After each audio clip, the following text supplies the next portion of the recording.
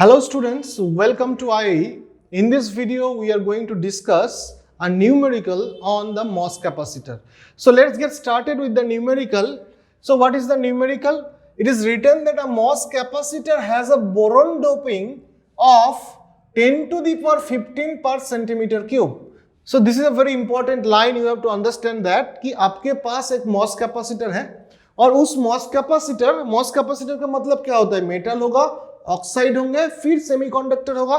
So that means if you want to draw a MOS capacitor block diagram, the block diagram can be look like this. यहाँ पे मेरा MOS capacitor है, तो पहला वाला जो लेयर होंगे that will be the metal layer.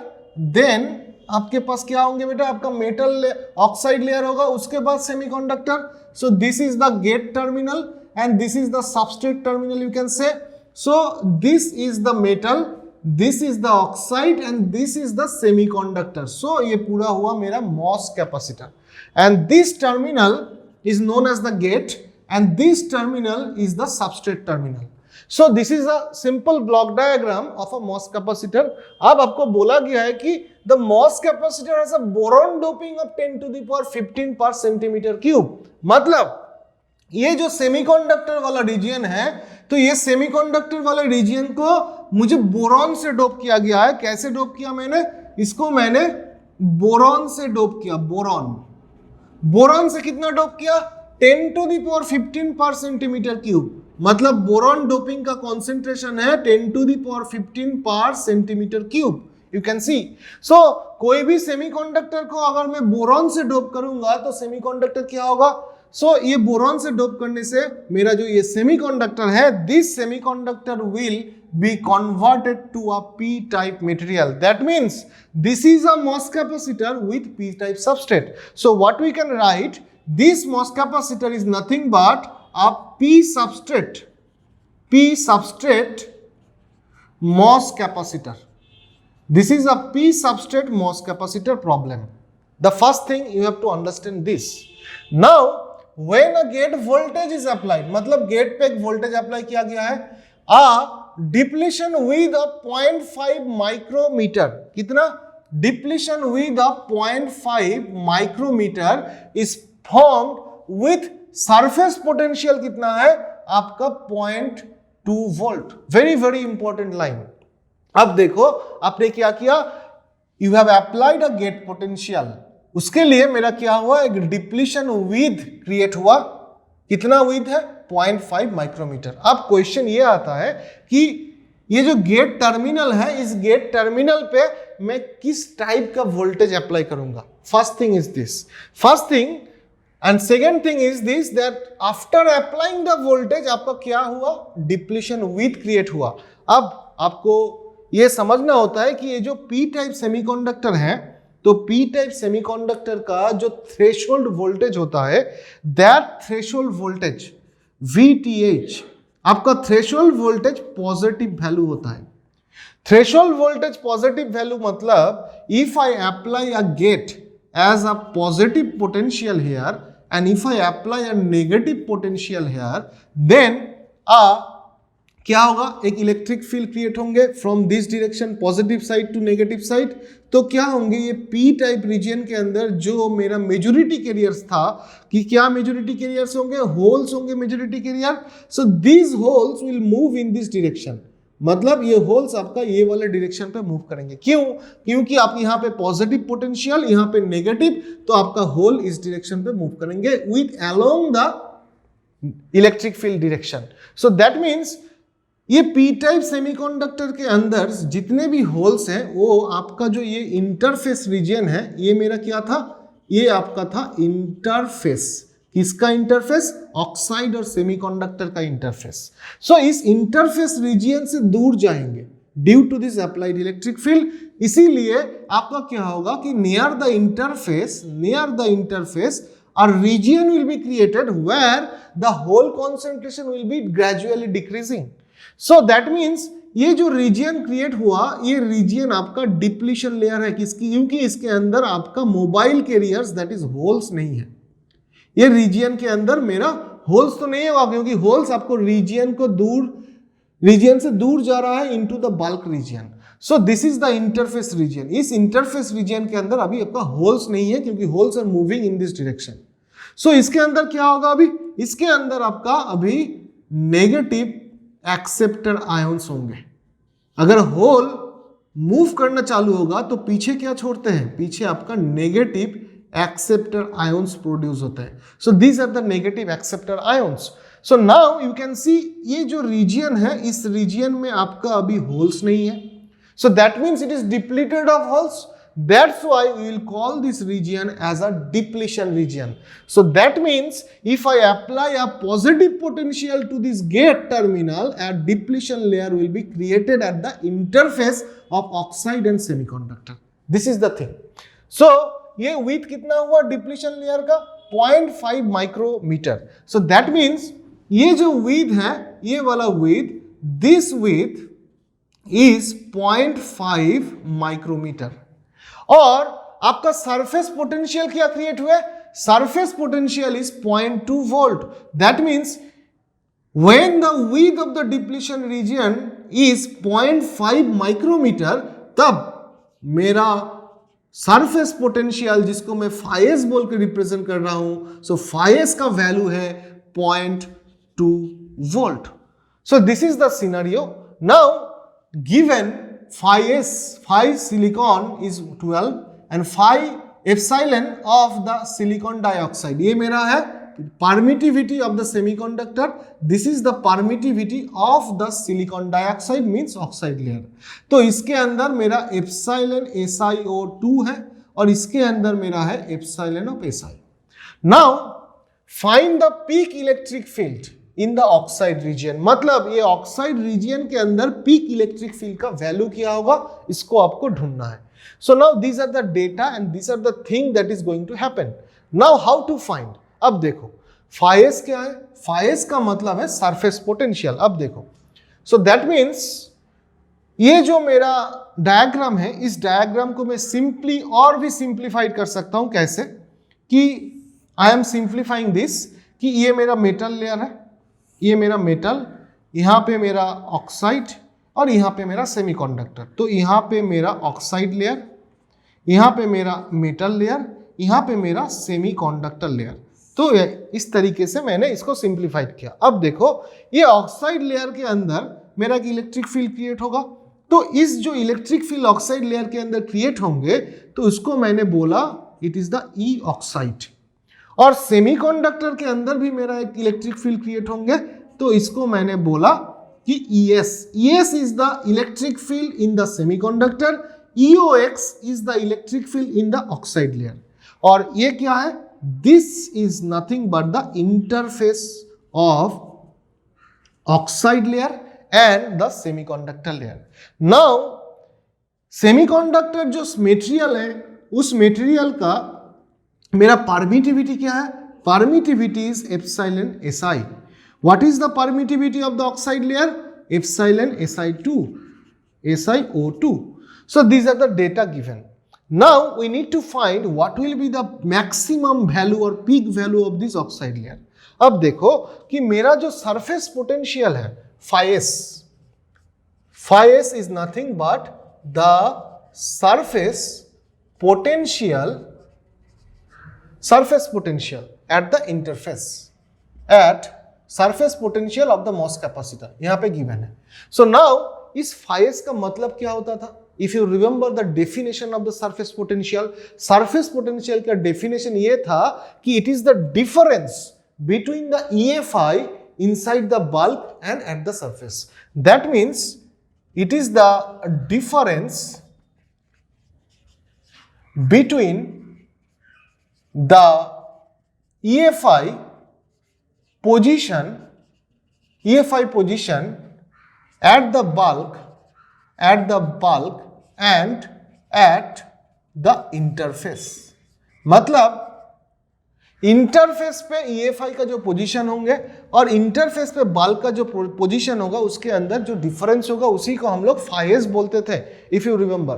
Then this phi s का मतलब क्या होगा कि ये मेरा बल्क, अब क्वेश्चन आता है कि बल्क रीजन कौन सा है, इंटरफेस रीजन कौन सा है। सिंपल एज दैट, ये जो रीजन है, ये रीजन आपका बल्क रीजन है और ये वाला रीजन आपका इंटरफेस रीजन है। This is the interface region. अब इंटरफेस रीजन के अंदर जो EFI का वैल्यू होगा, what is EFI? EFI means this is the intrinsic Fermi level. What is this? This is the intrinsic Fermi level energy. So intrinsic Fermi level energy inside this interface layer and intrinsic Fermi level energy inside the bulk. So that will give us the value of phi s. अब सोचिए कि bulk के अंदर मेरा EFI का value, suppose EFI का value EFI B है और इंटरफेस में मेरा EFI का वैल्यू EFI का वैल्यू सपोज EFI इंटरफेस है। So EFI bulk minus EFI intrinsic interface. So we can write that phi s is nothing but the Fermi level position in the bulk minus the Fermi level position at the interface। ये दोनों का difference आपको Fermi surface potential give करता है।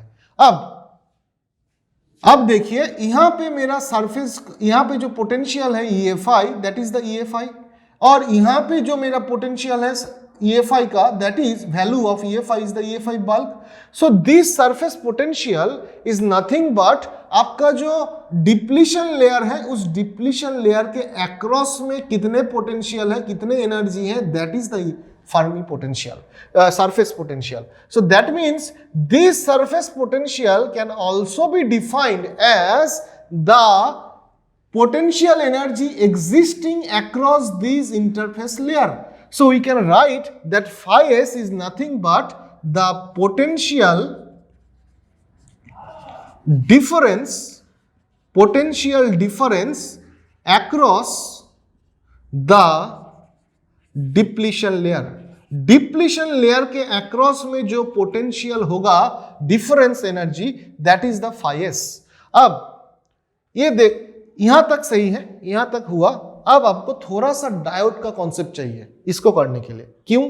अब देखो इस वाले रीजन पे देखिए, यहां पे क्या है आपका P रीजन, यहां पे क्या है ऑक्साइड रीजन और बीच में आपका डिप्लीशन रीजन। अब देखो if you remember diode, so this is my diode, this is suppose the N region, this is the P region, ये मेरा टर्मिनल, और इसके अंदर मेरा एक डिप्लीशन लेयर क्रिएट होता है। so this is the depletion layer you can see, और suppose the width of the depletion layer is W, ये मेरा width है W depletion layer। now if I want to find the electric field, इसके अंदर जो electric field होंगे, if I want to find, so electric field का plot कैसा होता है? इलेक्ट्रिक फील्ड का प्लॉट आपका होगा कुछ इस तरीके का, यहां से लेकर इस टाइप का इलेक्ट्रिक फील्ड का प्लॉट होता है, and this is the E peak value, और इलेक्ट्रिक फील्ड का वैल्यू नेगेटिव होता है, we know that, and this E peak value can be determined by this diode. So E peak का equation क्या होता था? If you remember the E peak value, the E peak का जो value होता था, that E peak value was defined by 2 of V0 divided by W। ये मेरा ई पीक का वैल्यू था for the diode with in the depletion reason. अब देखो ये जो ई पीक है, ये V0 क्या है? This V0 is nothing but the built in potential, ये मेरा बिल्ट इन पोटेंशियल था, बिल्ट इन पोटेंशियल, और we can say the applied potential भी हो सकता है जब मैं पोटेंशियल अप्लाई करूंगा। अब ये मेरा V0 है। सो ये सेम सिचुएशन यहां पे भी क्रिएट हो रहा है, यहां पे डिप्लीशन लेयर, उसके सरफेस, और यहां पे surface potential, that is the difference of the potential across the depletion layer, and this is something like this, diode की तरह काम कर रहा है यहां पे। सो दैट मीन्स ये जो सरफेस पोटेंशियल है, दिस सरफेस पोटेंशियल, ये V0 क्या था? V0 आपका ये जो मेरा डिप्लीशन लेयर था, इस डिप्लीशन लेयर के अक्रॉस में जो पोटेंशियल था, that was the V0।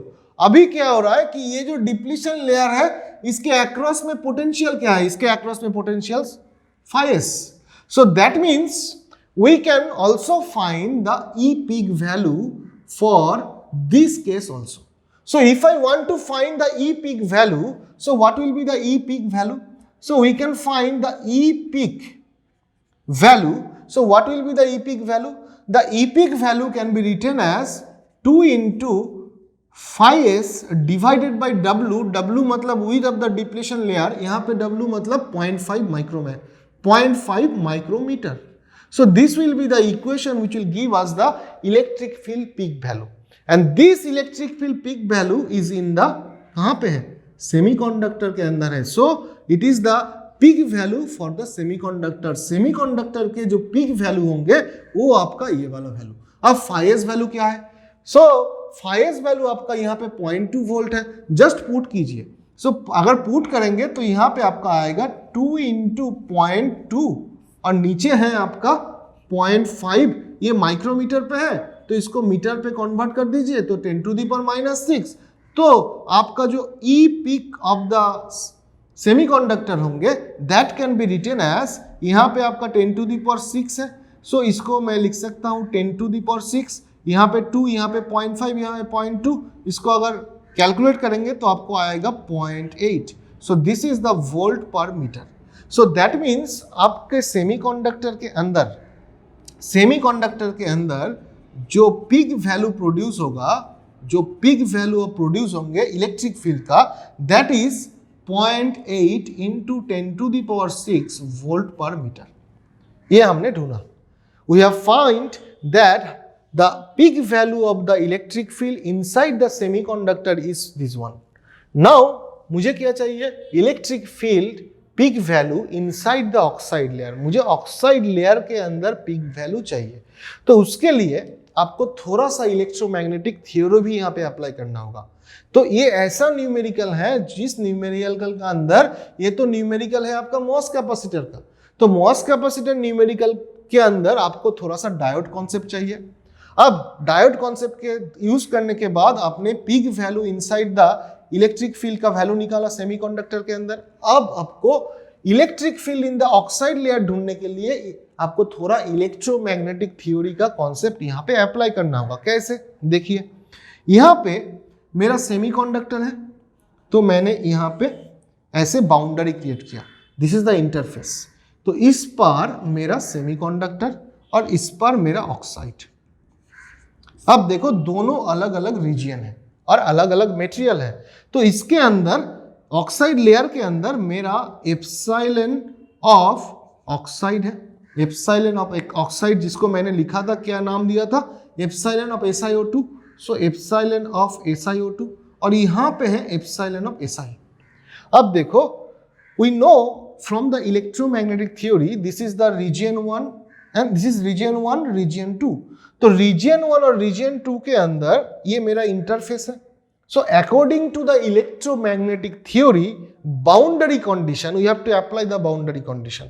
So according to the boundary condition, we know that ये जो सेमीकंडक्टर है, सेमीकंडक्टर के अंदर मेरा displacement vector D, displacement vector D, displacement vector of the semiconductor और displacement vector of the oxide, ये दोनों interface पे सेम होगा.